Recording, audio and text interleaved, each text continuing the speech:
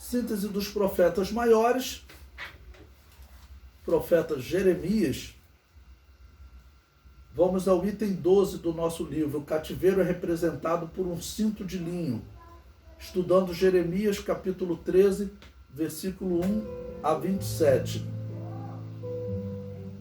O versículo 4 nos diz: toma o cinto que comprastes e trazes sobre os teus lombos, e levanta-te, vai ao Eufrates e esconde-o ali na fenda de uma rocha. Através da parábola do cinto apodrecido na Babilônia, Deus ensina que o cativeiro babilônio apodreceria a soberba de Judá.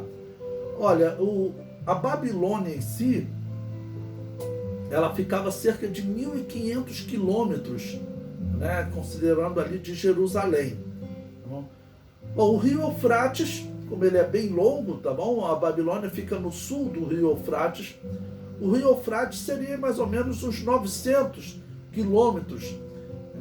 Então, talvez não tenha sido literal essa ida de Jeremias até a Babilônia. Tá bom? Poderia ser ilustrativa também. Mas no versículo 7 desse capítulo 13, aí ele diz: e fui ao Eufrates e cavei e tomei o cinto do lugar onde o havia escondido. E eis que o cinto tinha apodrecido e para nada prestava. E aí o versículo 8: então veio a mim a palavra do Senhor dizendo: assim diz Yahvé, do mesmo modo farei apodrecer a soberba de Judá e a muita soberba de Jerusalém. Então, que soberba é essa que Israel tinha? A principal soberba era considerar, né? Eles se diziam: nós somos o povo santo, recebemos o livro santo, recebemos a terra santa, o idioma santo, que é o hebraico, e servimos ao Deus santo. Então, essa era uma soberba, e eles queriam então se manter distante dos outros povos, enquanto Deus os havia chamado, estava bem claro, para que eles abençoassem as outras nações, para que eles abençoassem os outros povos. Então, essa soberba deles vai causar sua destruição. E o outro ponto também de soberba é porque eles estavam se colocando numa posição que eles já não se sentiam como dependentes de Deus. E talvez esse sentimento tivesse vindo pela forma como eles se livraram do rei da Síria. Só que aquele livramento do rei da Síria foi uma operação milagrosa de Deus.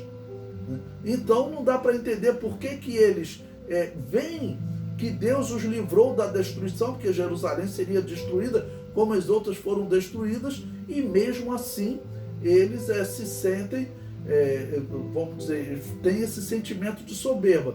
Vamos lembrar que aqui são mais de 100 anos depois daquela invasão de Senaqueribe, o rei da Síria. Então já era outra geração. E sempre para a geração B, geração C, aprender o que aconteceu, né, de experiência com Deus na geração B e geração A, precisava haver ensino. E pelo jeito não havia ensino. Né? Nos dias de Jeremias, o livro da lei estava abandonado. O pai de Jeremias é que encontrou o livro da lei. O versículo 12: todo odre se encherá de vinho. Através da parábola dos jarros de vinho, Deus ensina que o cativeiro trará grande confusão ao povo. O povo se considerava protegido por Deus e que não teriam como ser vencidos. Eles ouviam as histórias de como o profeta Isaías, juntamente com Ezequias, oraram e o anjo do Senhor deu livramento. Eles esperavam o mesmo. Certamente eles apontavam para as Escrituras que dizia que eles seriam cabeça e não cauda. Deuteronômio 28:13. Mas eles esqueceram a segunda parte do versículo que dizia que isso aconteceria quando obedecerdes aos mandamentos de Yahvé. Mas nos dias de Jeremias, o povo estava corrompido e Deus não os ouviu. pois eles desprezaram os mandamentos, né? Eles nem conheciam os mandamentos, o mandamento não era ensinado a eles, e tudo bem, vamos reconhecer que naquela época eles não tinham a facilidade que nós temos hoje, porque o cristão hoje, ele tem acesso à Bíblia Sagrada, tem acesso fácil às Escrituras. Naquela época, eles dependiam de uma cópia das Escrituras do templo e do ensino do sacerdote. Era raro alguém que pudesse ter uma cópia das Escrituras. Nós temos um exemplo de Daniel no capítulo 9.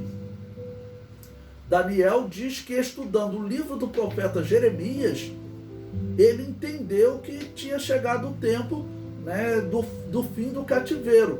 Então Daniel, pelo seu recurso financeiro, ele pôde pagar um escriba para ir lá em Israel, identificar esse livro de Jeremias, fazer uma cópia do livro de Jeremias e levar essa cópia para ele.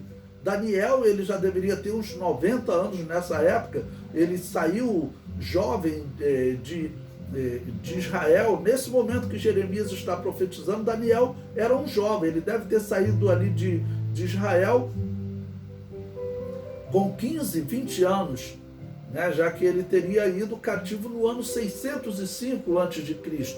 E nesse momento é que Jeremias está profetizando a invasão de Nabucodonosor. Tá bom? Então Daniel, ele conseguiu isso porque ele tinha bastante recurso financeiro. Ele tinha um cargo lá na Babilônia que era assalariado, ele não era simplesmente um escravo, né, lá na Babilônia, ele tinha um cargo assalariado. Mas a maioria do povo não tinha essa condição. Então o povo dependia dos sacerdotes. E nesse período os sacerdotes, eles não ensinavam. Hoje nós somos assim muito privilegiados. Todos nós podemos a todo momento, temos a Bíblia nas nossas mãos, e se precisar no seu celular, você faz uma pesquisa e você tem explicações diversas. Às vezes é perigoso que tem umas explicações heréticas, né? Mas tem explicações diversas. Bom, ainda nesse capítulo 13, observe o versículo 18, que ele diz: dize ao rei e à rainha, humilhai-vos e assentai-vos no chão, porque já caiu todo o ornato de vossas cabeças, a coroa de vossa glória.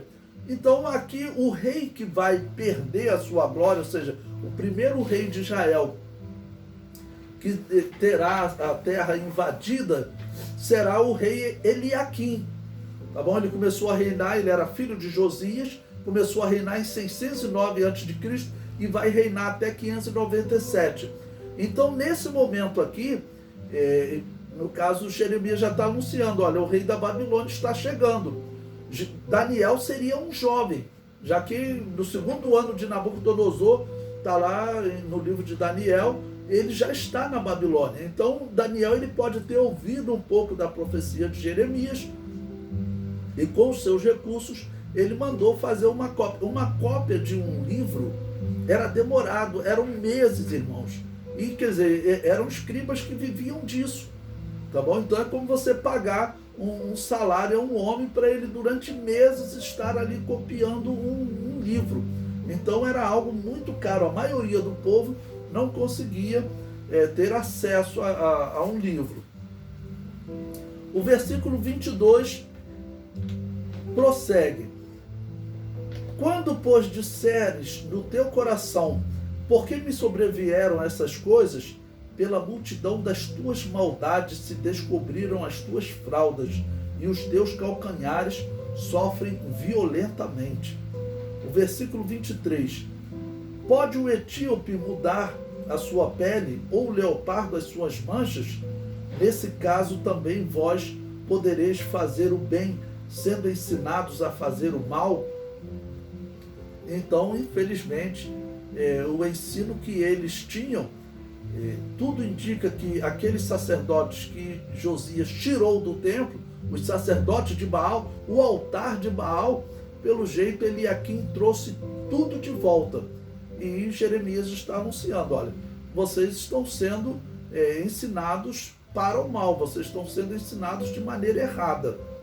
Então não tem como vocês fazerem o bem.